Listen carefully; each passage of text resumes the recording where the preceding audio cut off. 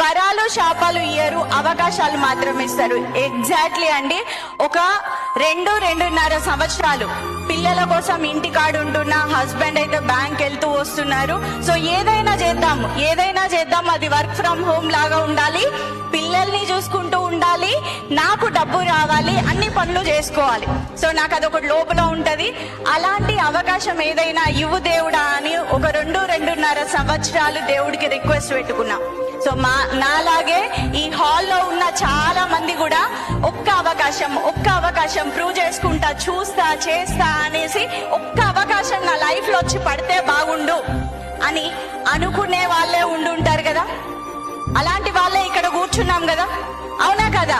So దేవుడు ఇచ్చిన అవకాశం ఓ 2-2.5 సంవత్సరాలైతే దేవుడికి రిక్వెస్ట్ పెట్టుకున్నా. ఆ రిక్వెస్ట్ లో ఎంత హార్ట్ఫుల్ గా కోరుకున్నా అంటే ఏదైనా అయితే బాగుండు, ఇంటికి రావాలనేసి. కానీ వన్ ఫైన్ డే దేవుడు డిసైడ్ చేసిండ్రు. ఎగ్జాక్ట్లీ డిసెంబర్ 25th రోజు మా ఇంటికి అవకాశం వచ్చింది.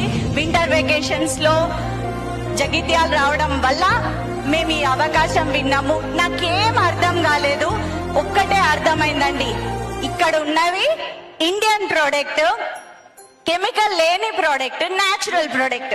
సో